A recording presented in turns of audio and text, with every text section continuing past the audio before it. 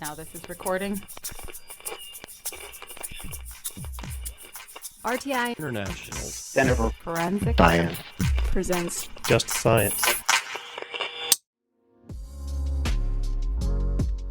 Welcome to Just Science, a podcast for justice professionals and anyone interested in learning more about forensic science, innovative technology, current research, and actionable strategies to improve the criminal justice system. In episode 4 of our Workforce Resiliency mini-season, Just Science sat down with Donia Slack, the director of the Research, Technology, and Evaluation Program in RTI's Center for Forensic Sciences, to discuss the literature gaps within resiliency and vicarious trauma research. Discussions on how post-traumatic stress, compassion fatigue, vicarious trauma, and burnout can affect first responders and justice practitioners have increased over the years, but research gaps remain on the level of stress forensic scientists experience. Listen along as Donia Slack discusses the literature on stress, her upcoming doctoral research, and strategies to bolster workforce resiliency for forensic scientists in this episode of Just Science. This season is funded by the National Institute of Justice's Forensic Technology Center of Excellence. Here's your host, Dr. Heidi Eldridge. Hello, and welcome to Just Science. I'm your host, Dr. Heidi Eldridge, with the Forensic Technology Center of Excellence, a program of the National Institute of Justice. Today, we're going to mix it up a little bit from our usual format that we've used this season. Today, I will be your primary host rather than Donia Slack, who's usually the host, because Donia is our guest. Welcome, Donia. Hi, Heidi. Thank you. So we're going to wrap up the season today by discussing some themes that have come up throughout the season that Donia and I have noticed while hosting the previous podcasts. We're going to talk about some gaps that we see that still need filling. And to do that, we're going to spend time talking about a few topics that are near and dear to Donia's heart. She is currently working on a PhD that we're going to ask her all about. And she's also recently published a paper in FSI Synergy that was in 2020. The paper was titled Trauma and Coping Mechanisms Exhibited by Forensic Science Practitioners, a Literature Review. So we're going to use that a little bit as a framework to drive our discussion while we talk about some of these themes. So Donia, before we get started, could you just tell us a little bit about your personal journey with this topic? How did you get involved in all of this work you're doing? It started somewhere around 2017 when I was working RTI International on the Forensic Technology Center of Excellence. And the topic came up from the NIJ because they were beginning to put together their needs assessment around that year, 2017, 2018 or so. And this topic came up from one of their working groups. And it was published as a needs requirement that year. And we decided that the FTCOE would start bringing some awareness to this topic. Around the same time, I had also decided to begin pursuing a PhD in criminal justice at Nova Southeastern University. And this was a topic that I thought to myself, I could definitely expand on this. And I have an interest in it because it seemed to be a topic that touched every discipline and had the potential to impact how forensic scientists perform their jobs. Yeah, I know we've been discussing this topic together for a couple years, and we've been really talking a lot about how the forensic science field is exposed to all of these horrible things, and there hasn't really been research into forensic science in particular. There's been research for first responders, police, EMS, that sort of thing. And I know that you and I have bantered back and forth for a while, sort of saying, like, who exactly is impacted by this? If we're talking forensic science, what does that mean? How wide do we cast the net? We've talked about what happens after the analysis is done, and you go to attorneys who are impacted, and judges and jurors, and the families of all of those people involved, and how it might impact, the children of forensic scientists when their parents are cranky because they're stressed, and, other tangential things that could come up, such as substance abuse as a coping mechanism, or, just long-term depression. So all of these ideas have been milling around in our heads for a few years, and we've been saying to each other, isn't it a pity that nobody's looked into this? But then we weren't really sure, I think, to what extent people had looked into this. And so I think that's what's great about the article that Donia recently published, is that she took the time to do the lit review and actually go and find out who has looked into this and what parts have been looked into, so that we could really know, even for ourselves, where are the gaps? What is it that has to be done still? What is it that maybe we could borrow from other disciplines that's already been done? So what is your takeaway from doing your lit review? Like what's been done and is still wide open? When I first set out to perform this literature review, I made the assumption that there would be lots of information on this. Certainly, there had to have been research done on the level of stress that forensic scientists would have experienced. And so I went down the path of like, what do we even really mean by stress? What are we really looking at? And so, what I've learned is that there were studies before in the 80s, but certainly after September 11th, studies were done on first responder community on their level of trauma as it pertained to the terrorist event. So, when those studies first began, it was mainly with police officers. And then ancillary to that, and actually, if the listeners want to go back to some of our previous content, in 2019, we hosted a webinar with Dr. Elizabeth Brindolo, and she is a research psychologist who is married to a police officer that was involved in the September 11th attacks in New York City. And he was the one that actually came home and brought this problem to her, where he told her, we understand that there has been PTSD experienced by our police officers, and we are attempting to adequately account for that and provide services for that. He's like, however, we know that there are an entire group of individuals with medical examiners and coroners and the death investigators who don't fit into the traditional services that would have been provided to the police officers. And so he told her, we've got a problem. I think you need to study this. And so she put forth some really, really fantastic research that has actually really impacted the field, especially with that particular discipline, and has done several studies since. From that time, when you look at the literature, that's kind of where Pandora's box started to open about, well, what is the real problem and what are forensic scientists in general experiencing? And is it just limited to forensic scientists or the disciplines that are actually face-to-face with families of victims? Is it face-to-face with the actual horrible, traumatic death scenes? And then to a certain extent, most of the literature looks at those first responder type groups, the crime scene investigators and the medical legal death investigators. And when I say the majority of literature, I still only mean a handful of studies. So it's not like there's a ton of studies out there. Majority of three, right? Yes, pretty much. It's still not that many. And so what I noticed was one of the reasons why there still seems to be a gap in truly understanding the problem is that there is an issue with understanding the lexicon of trauma. And I'm not a psychologist, so I will do the best I can with explaining what the literature explains, but there's really different levels of trauma when it comes to these types of events. There's the traditional post-traumatic stress disorder, PTSD, that many people hear about, a lot of military personnel, it's a common affliction that is widely known in the community. And then similar to that, there's something called secondary traumatic stress, or STS. Now, STS almost presents identically to PTSD. And in some literature, they actually argue that there's not even a difference. But secondary traumatic stress is similar in that individuals will experience intrusive thoughts. They will exhibit avoidance, withdrawal, tension. They'll have a disruption to their sleep. And it really does kind of present itself very similarly as if that person had experienced the trauma themselves.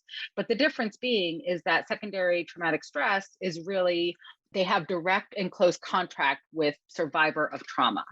So it's not directly on them, it's secondary to them. This was initially studied with first responders, medical personnel, and then members of the legal and correctional community. So a lot of those individuals that do have these punctuated relationships with individuals. Also, secondary traumatic stress can happen in forensic professionals when it is just one event. So September 11th is a really good example, or a mass shooting where you have to process a scene that could take a couple of weeks to do it properly, but you're experiencing something where you see a lot of casualties and a lot of the traumatic content. With secondary traumatic stress, another verbiage that's really used with STS is compassion fatigue. And so that is basically the same issue from what I understand of the literature. It was coined by Figley, and it was just used because secondary traumatic stress sounded a little bit too stigmatizing. So instead, he kind of merged the terms. Now, I believe that there's been some research to kind of separate the two of those, but really they are hand in hand and related. The other term that makes its way through the literature for this topic is the term vicarious trauma. So, vicarious trauma was coined in the mid 80s by McCann and Perlman, and they were studying mental health professionals that were exposed to traumatic patient information. So, they had ongoing relationships with their patients, and they were being exposed to a lot of horrific stories. As you can imagine, stories of especially childhood abuse and other types of trauma. So, vicarious trauma is a little bit different in that it actually is an affliction that alters your worldview of people, society, and your own personal safety. It's a shift in a cognitive schema of how you view the world. So it is a little bit more long lasting. It's actually said to be permanent. It's pervasive and it's actually cumulative. So when you have multiple exposures to an event, it actually is causing this cumulative effect where it really does change the way that you view the world from that point forward. So would you more expect to see vicarious trauma, for instance, in practitioners who were sort of mid or late career, where they'd had time for that sort of cumulative weight to settle on them? So yeah, I'm really glad you asked that because that's where some of the gaps in the literature lie. Over several years, I would say, from somewhere around 2015 or 2016 on, this is where a lot of the studies, and again, when I say a lot, I only mean, maybe two handfuls of studies are now going down the path of trying to determine, well, we understand that forensic scientists might exhibit some form of stress, whether it's secondary stress versus vicarious trauma. It's really hard to kind of tease those apart. So several studies have looked at one or the other, but none have looked at both to determine if it is one or the other, and if it is different, maybe for field-based versus analytical or laboratory-based disciplines. And this is one of the reasons why we were really excited to have Dr. Raunick on the podcast, is because she decided to look at vicarious trauma as it pertained to the sexual assault nurse examiners. And it was really eye-opening to see what types of stress the SANE nurses were experiencing versus the traditional women's health nurses. And there were differences, right? And so the same could be postulated on the rest of the discipline. We know that not every forensic discipline is directly in the field, on the scene, and actually having to process the scene as a whole. However, what we also do know is that even at the bench level, examiners are exposed to sometimes hundreds of different cases in just a week or a month because they have to get through backlogs. And a lot of times the traumatic material that they're exposed to include traumatic case notes that may or may not come with pictures. In order to do the job properly, you do have to have a level of information from the case. So knowing, the age of the victim and knowing, the sequence of events with violent episodes and homicide. And instead of just processing one case, they might have to process, several in a day and, have to switch gears and read different case notes that are pretty traumatic. Right. And in some cases, the evidence itself can be traumatic. Digital evidence where people are seeing, again, child abuse and that kind of thing. Even things like threatening notes. If you're having to process the note for fingerprints or for handwriting, well, you're reading the content of that note. And if there's something there that's, very upsetting, well, then the analyst who's working the evidence is seeing that too. Or the biologists who are looking at different blood samples to get DNA out of them. They're looking at these torn up underwear, torn up women's garments with blood all over them and semen all over them. And there's still a narrative running through their head as to how that got there, which has to be upsetting. Correct. Especially when it comes to seeing evidence. I know there was a great paper by Siegfried Speller in 2017, where the researchers were looking at digital forensic evidence technicians versus digital evidence technicians who also served as the investigator. So they had this dual role where they were doing both the analysis and also the interaction with the victims or the families of the victims. And they noted that they actually scored extremely high for direct PTSD from having the dual role, that the ones that performed just the bench work and just did the analysis were still absolutely stressed, still exhibited secondary stress, but the ones that had to perform that dual role were even more so. So it brought them to a new level by having that additional interaction. Yes. And also, when it comes to the literature, the studies have mainly been done on the field-based forensic scientists. So there's a lot of research. Rosansky and Cook is a good one from 2019, where they were looking at direct PTSD in crime scene investigators. They actually were looking at direct PTSD as opposed to some of the other instruments that could have looked at vicarious trauma versus secondary trauma. What they found was that only 9.3% exhibited PTSD. But what I thought was really interesting from that study was that they noted from a qualitative question that they were asking that the CSIs felt a negative belief about themselves, others, and the world, and they had a sense of hypervigilance. And that was somewhere on the order of 44 to 48% of them felt that way. Wow. And when you look at what the language was on that, what that tells me is that there is absolutely a gap in research of, is that vicarious trauma then, right? Because that sounds like a change in the cognition of oneself in the world. So, while this was a fantastic study, it kind of takes you down this path of like, oh, well, what could be further? What could we study more to actually answer the question? If it's not PTSD, and if it's not secondary stress, then there does need to be research on whether or not it's vicarious trauma, because words like that tell me that there's definitely a chance that it could be. Yeah, and that's really interesting because we have these people who are experiencing potentially vicarious trauma as CSIs. But even though so many of them did, it was still less than 50%. And that makes you wonder why it wasn't 100%. Is it that the other 54% of people hadn't experienced the same things, so they hadn't reached that level of distress, or they hadn't experienced it long enough? Or was it something in the character of those people entirely, in their personality traits, that they were able to resist the pernicious effects of what they had seen? They'd seen this horrible stuff, but they were just, for want of a better word, more resilient. I know one of the studies that you reviewed in your paper, Mirren and Turley, you had down in your paper that 36% of the presentation of vicarious trauma that they found in their subjects could be explained by big five personality traits. And we should probably take a moment and tell our listeners what those are in case they're not aware of them. But essentially, they're looking at this notion that some people are inherently just more resistant to trauma than others. And this is something that I think, correct me if I'm wrong, but to a certain extent can be tested for, which brings up a lot of questions about, pre-employment screening, selecting people who might be better set up for success in these kinds of situations, or even giving applicants the information they might need to self-select. I don't know, maybe you can talk a little more to that study.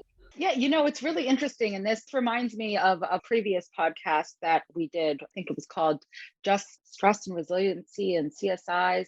That was one where I interviewed two crime scene investigators. I think one is still practicing, one might be focusing more on the business, but they train CSIs in many of these management topics. And we had this fantastic conversation about personalities and how does that really impact your job and your ability to do your job. And they found that, it did. And one of the ways to kind of mitigate for that, because no one wants to tell you, if you have a dream to be a crime scene investigator, you don't want to tell someone, well, don't do it because your personality type might not be well suited. But what you can tell them is, this is your personality type. As long as you're aware that this could be affecting you, understand that there are coping strategies and there are areas where you can actually reach out for help when you do get stressed, right? Because in any given day, yes, you might, have one horrific death scene, but you could go through weeks of just doing simple property crimes, right? That don't really affect you that badly. And so the job is not always terrible. It just can be. And so they had some really good insight into the different personalities, especially as it relates to the organization. So this actually leads me to some thoughts that I have on what does it look like to feel supported in your organization, and what does that really mean? Because the other term that I'd like to bring up is the term burnout. And so burnout is also a really big one in this field. Lots of people have looked at burnout across all types of disciplines, but burnout is really the gradual accumulation of stress due to overload and stressful working conditions. So this can lead to a detachment from your job, and it can actually overlap with depression. There have been studies, and one in particular that I'd like to call out is one that was done by Andrew Levin with NIJ funding and was just released a few months ago, actually in 2021. He and the group of researchers, they looked at secondary traumatic stress and burnout and compassion satisfaction. So they wanted to know, were there differences in secondary traumatic stress and burnout and compassion satisfaction between field-based scientists versus laboratory-based scientists and their managers. So they actually looked at three different populations there. They had a really good sample size, about 419 that they used for their statistical analysis, but 70% were female, which several of these studies, especially as we go later on in the years, majority of the sample set now is looking to be female. But they were able to look at burnout between the field-based scientists versus the lab-based scientists. And there was no significant difference actually between burnout. Secondary traumatic stress, yes, they were able to see that there were some differences. But when it came to burnout, there was no difference. And there was no significant difference with burnout between the lab-based scientists and managers. And one thing that they did note, though, is that there was no difference between the groups, but all of them were experiencing burnout. They all so there was no difference in that one wasn't burnt out and the other one was. It was just that they were all pretty much felt burned out. And so the one thing that they did find that the variables that were really different between them and the statistical difference between the groups was working with victims' families and testifying. So the analysts that had to testify more often actually did feel more stress and did feel more burned out.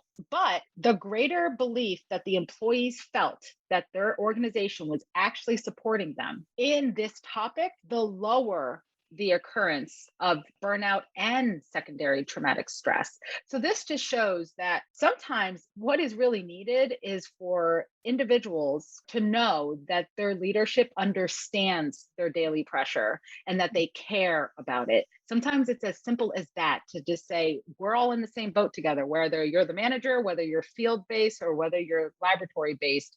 We are in this together. We understand the pressures of the job and we support you in ways that will help you in your position. I think that's a really important point, because if I understand correctly about burnout, it's often associated with the organizational structure. And if you look at the things that we've talked about already that could affect your propensity to experience secondary traumatic stress or vicarious trauma, it seems like the three things that could really affect you are your personality, the things you're exposed to, and the organizational support you receive. Well, looking at the three of those, there's really only one we can control, right? You can't change your personality. You can't change the demands of the job. You're going to see what you're going to see, but we can change that organizational support piece. So it seems like when we're looking for solutions, that might be the place we should start off looking, because it's the one thing that we can actually affect change in that might help people. Yeah, I could not agree more. That is the lowest hanging fruit, especially if it's just the awareness. So making managers, making leadership aware that this is a problem. And that's why research does need to be done, right? If leadership doesn't believe it's a thing, if they do not believe that there is such a thing as burnout in their workforce, or even vicarious trauma, then they're not going to really put any resources towards it. And resources doesn't really have to mean a lot. What's really interesting is that if you look at some of the coping mechanisms that have been exhibited specifically by forensic scientists, Cron and Bork looked at a field of forensic scientists who look at the digital disturbing evidence, and they found that one of the easiest ways that an organization can support the scientist when it comes to this is allowing peer-to-peer debriefing. Something as small as just saying, it's okay to have a safe space to just sit down together, talk through the case, and discuss it with each other. That can go a really long way and reduces burnout.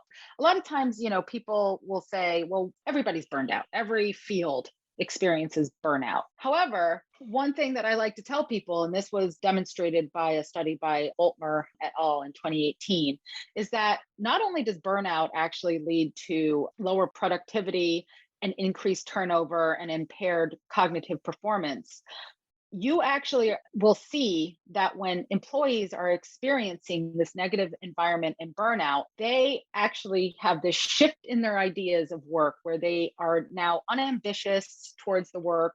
They don't really care about the work. But what's really interesting is that they are not turning over. They are actually just sitting there in their job, unhappy, not caring about the work. And that's almost 50% of the individuals that they surveyed. So now you have an entire workforce that is staying in the establishment, and now they're unproductive and unambitious. And then that leads to mistakes. Right. And that leads to disengagement. You actually do an analysis of what is the actual, economic impact to burnout.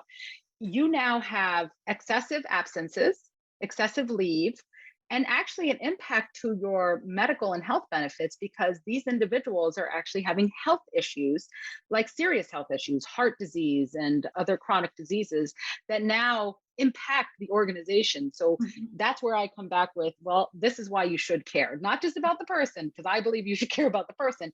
But if you look at this, the numbers alone about how is this actually impacting the efficiency of how an organization should run, it matters. Well, and it's not helping the criminal justice outcomes either. When people are apathetic and, making mistakes, you're going to have miscarriages of justice.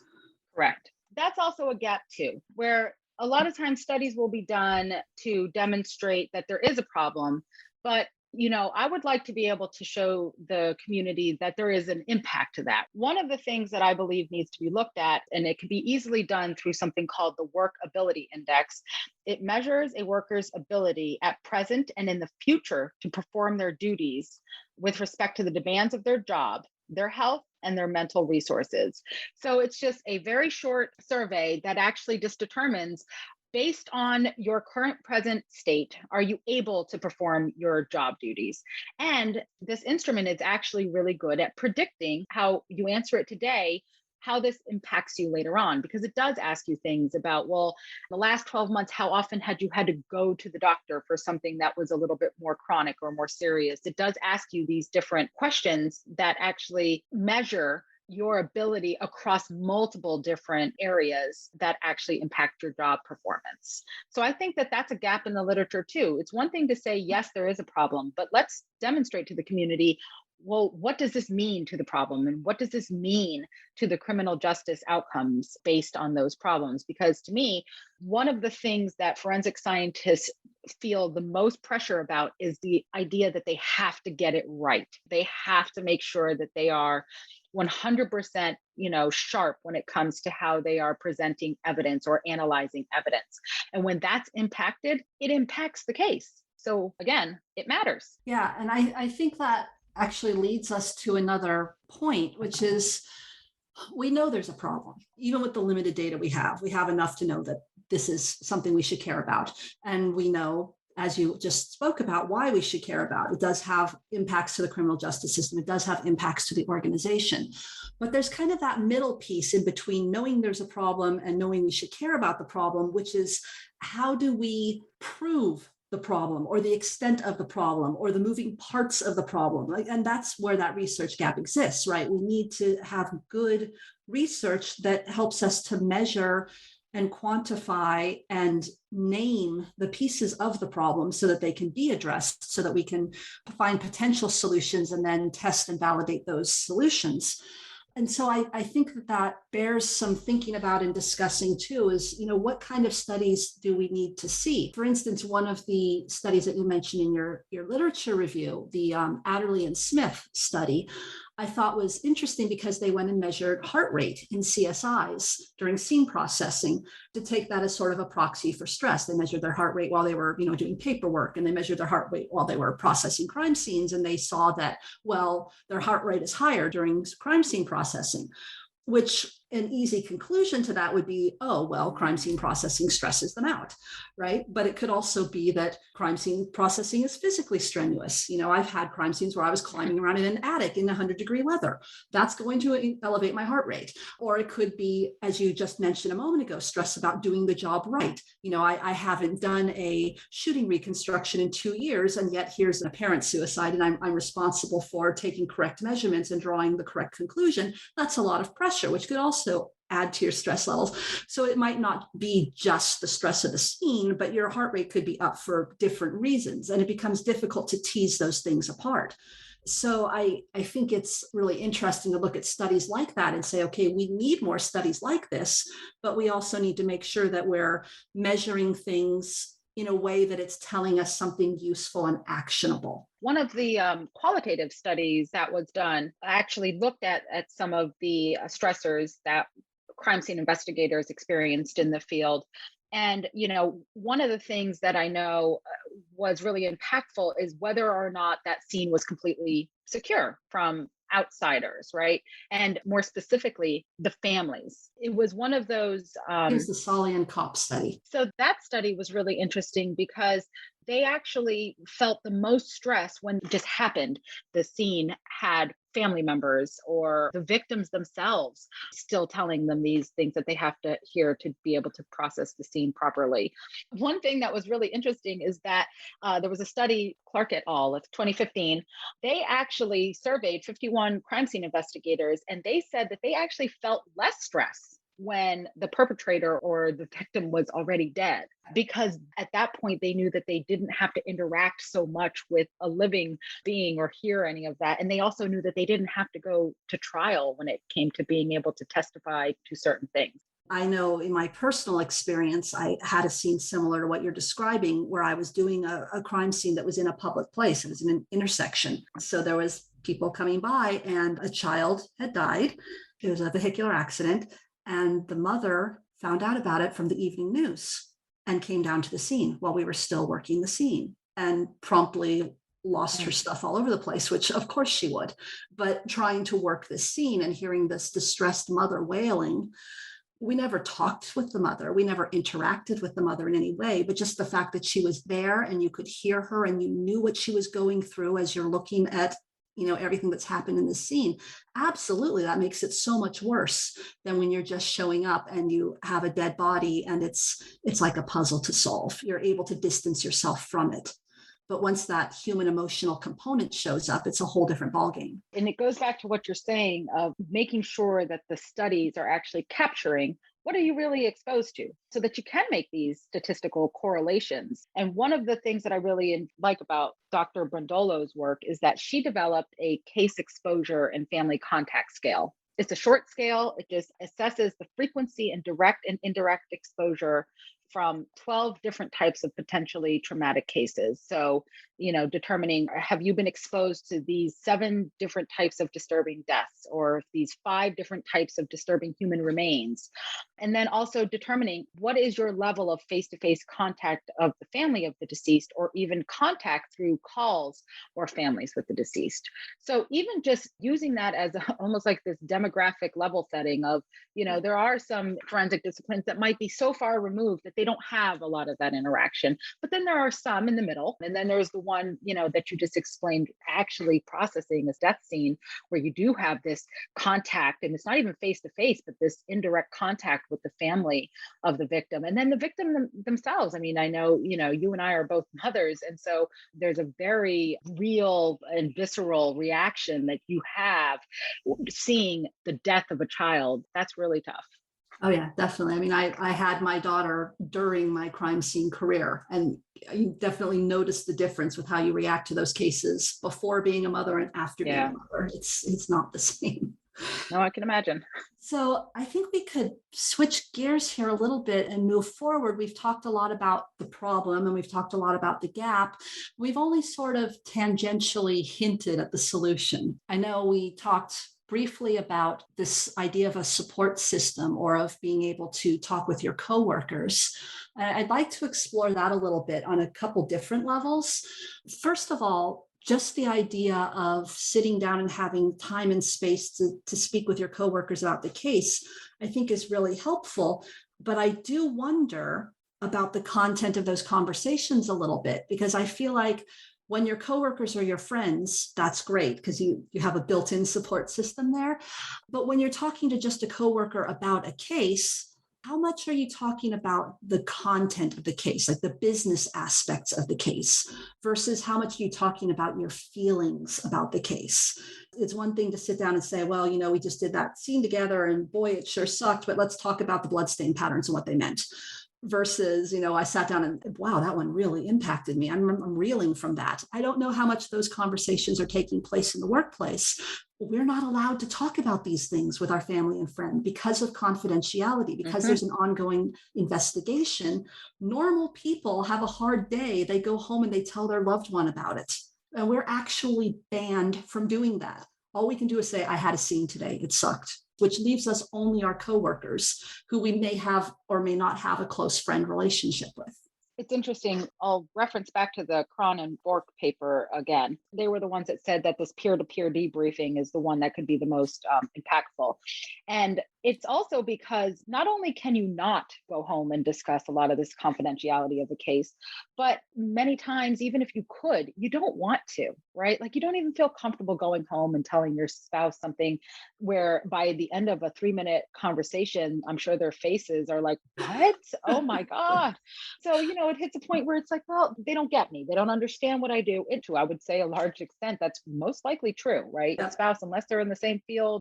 And so this is where that peer-to-peer debriefing comes through. And I think to your question about, well, what does it need to look like? The paper kind of explored this, where there might not need to be a lot of confines to it, right? Where it's just a safe space of it's okay if you're going down the path of gallows humor. So gallows humor is really when you make fun of a disastrous situation, but it's usually never at the expense of the victim. It's usually just kind of gets that dark humor that everyone in your same situation, your peers will understand, but an outsider like a spouse or even a bystander would say, oh my gosh, what's wrong with you? Why would you joke about that? Right. But gallows humor is how a lot of times trauma victims get through a day. They have to make light of certain things so that it helps them. And when you have other peer-to-peer networks that can actually understand it, then it actually is a really healthy way to decompress.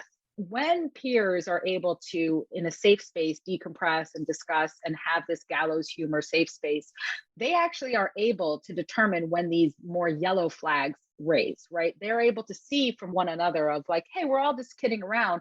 But sometimes when someone is kind of a little bit more on the broken side, they'll say things. And because it's a little bit off-putting or a little bit too far, they start noting of like, hey, I think this is a red flag. Like, are you feeling okay? So it's a nice way to kind of check each other as well. Now, what's really interesting, I think, about this, because you just said it yourself, right? Like you're not always friends with all of your coworkers, right?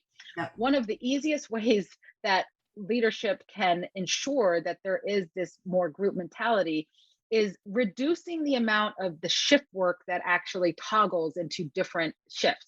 In this field, you have to do shift work because crimes don't happen from 9 to 5. They also actually more traditionally happen after 5 p.m. Yes.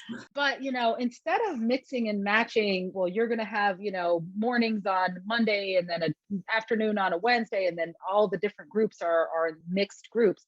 It's kind of nice to set up these cohorts of individuals that tend to do the same shifts all the time, because then they tend to form bonds, and the bond between the individuals actually takes precedence of any of the other stressors that they're feeling. And that actually is one of the easiest coping mechanisms, is to actually form these human bonds with peers so that you can have these healthy discussions. And you feel safe to do it because you're with a cohort that you've built this relationship with. What about some of these other strategies that have been mentioned in the literature, like mindfulness, exercise, prayer, meditation? I know there's a movement to sort of encourage organizations to make space for these, under the theory that if you're generally in a more positive mental place, that you'll be sort of inoculated against these traumatic events to some extent.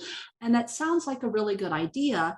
Have we had any longitudinal studies? And if we were going to apply these kinds of strategies, how best would we do that operationally so that it was sort of giving people what they needed, but not too negatively impacting the job that they're there to do?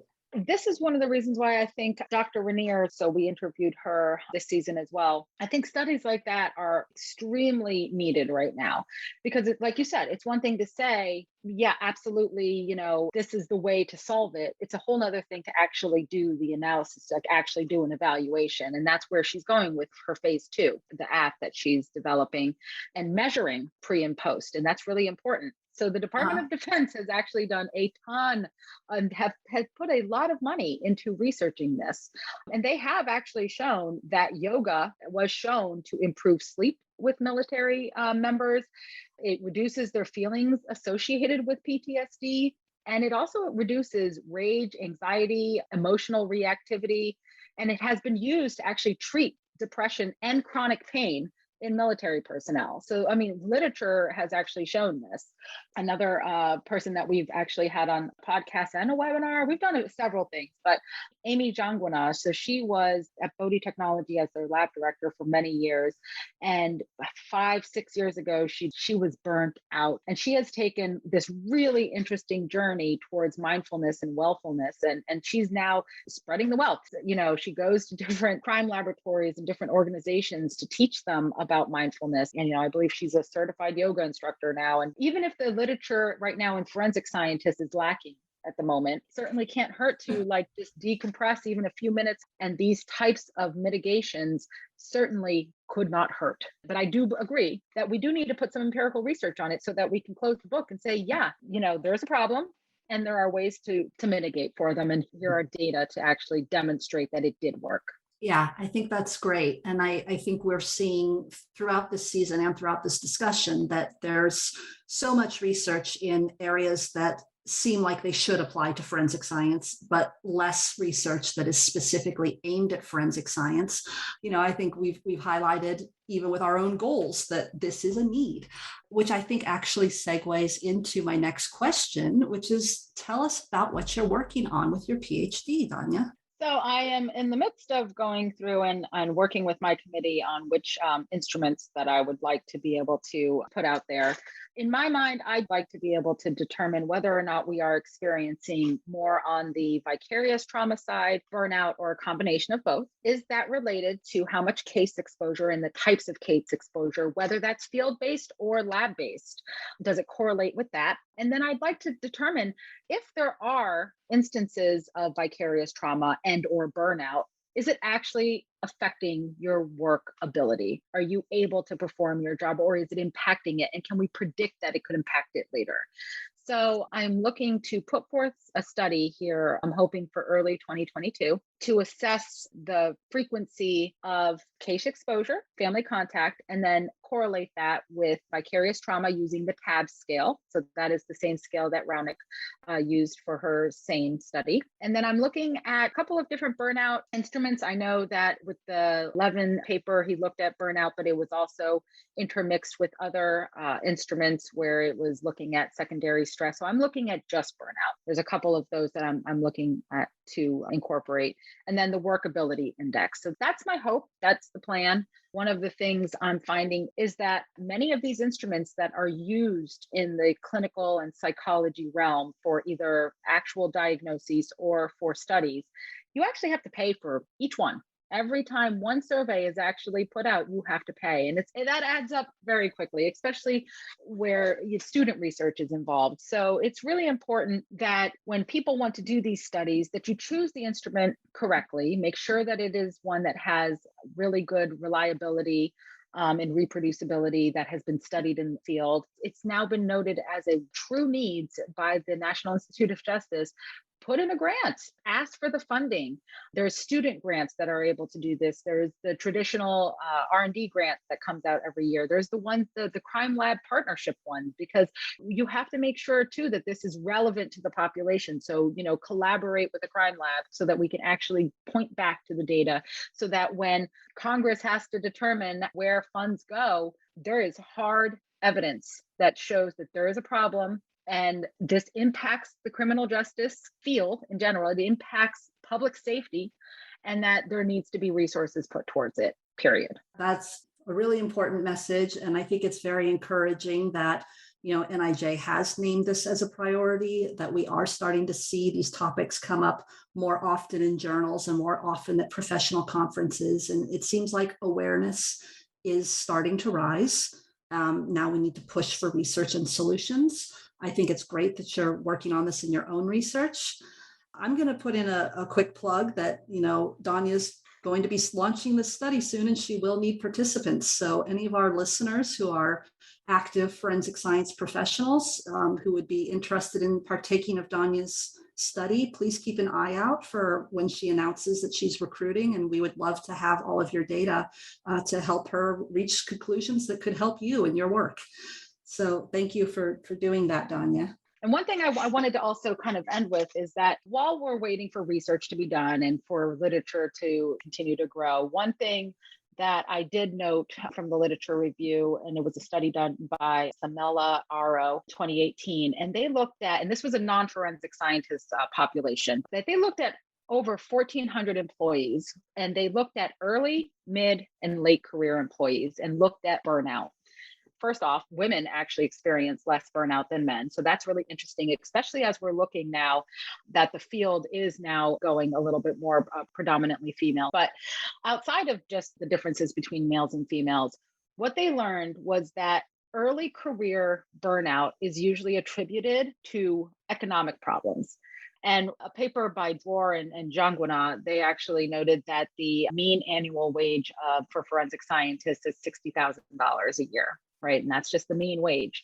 So early career burnout, one of the easier ways or more straightforward ways to be able to mitigate some of that burnout is being able to compensate the workforce appropriately. It's always jarring to me sometimes some of the wages of this job arena and the fact that we are expecting these professionals with bachelor's, master's, and sometimes PhDs to perform at this very high functioning level. And it doesn't always correlate to a properly compensated workforce. I know it's easier said than done. And then with the late career burnout, the one thing that was really noted was caregiver demands. So later on in life, people really, now they have a more complicated family network, possibly married, you have children, you have aging parents, and having the support from leadership to be able to take care of your life demands when it comes to the people around you actually reduces burnout significantly if you have the support from leadership to be able to have a more flexible, I don't want to say work-life balance because I'm actually not a massive fan of